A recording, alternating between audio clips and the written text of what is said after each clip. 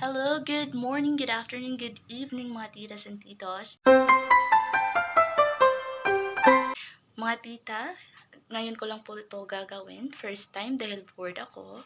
Ngayon ay weekend. So ako lang po mag-isa sa aming kwarto. So ito yung kwarto na kung saan ako nagpo-board dahil nag-aaral pa po tayo. And dahil bored ako, first time ko itong gagawin, itutour ko kaya sa aming munting kwarto. Kaya natatawa ako sa sarili ko kasi first time ko itong gagawin. And tsaka, alam mo na, hindi ako sanay, pero laban. Pumasok na tayo sa ating munting kwarto. Yan. Sisirado muna natin. Turn on the lights. Ayan. Diba ang kalat? Pagpasensyahan nyo na. Dahil first time ko itong gagawin, hindi ako nakapag-ready. At bawal ko ding galawin yung mga gamit-gamit dyan. Dahil baka may mawala. And yeah. Ito yung pintuan namin. Yung pintuan namin, may mga nakahanger na mga uniforms ng aming kasamahan. So actually, uniforms to ng aking kapatid. So, dito nilalagay yung mga plato at saka yung mga baso ng isa naming kasamahan. At ito yung cabinet. Isang room dapat may mag-occupy na 8 person. Ngayon na semester, 6 lang kami. So, may 2 vacant dyan at saka dyan. Kaya may mga gamit dyan sa yung mga kagamitan dito at yung mga kagamitan nila ay nilagay nila dyan. Ito, vacant to na cabinet at saka yung isang cabinet dito ay vacant.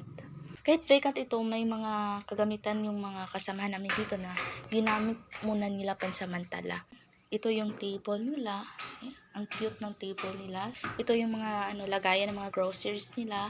Ito yung cabinet ko. Yeah. Medyo malaki yung cabinet ko. At saka ito yung dito namin nilalagay yung namin, yung mga pinggan, yung mga baso. Hindi na kami bumili ng ganyan kasi dalawa lang din naman kami. At saka pwede naman namin ilagay dito. 2, 4, 6. Ito yung cabinet ng mga kasamahan ko. Ayan. Umuwi na sila. Siguro nagmamadali sila kaya hindi nila nagligpit ng maayos yung higaan nila. Dito ako natutulog. Yan yung bed ko. Ayan.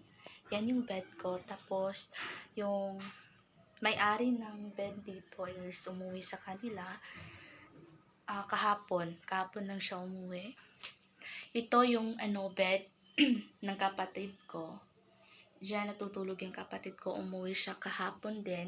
Ang daming mga sinasampay na damit. Walang masyadong special sa aming kwarto, pero mas maganda yung kwarto na nakuha namin kaysa sa iba. Yung ibang kwarto medyo mahal, pero hindi napagay yung price sa quality ng kwarto. So, yun lang po muna ngayon. Quick tour sa aming kwarto. Sa susunod, kung magkakaroon ako ng mahabang oras, itutour ko kayo sa buong boarding house namin.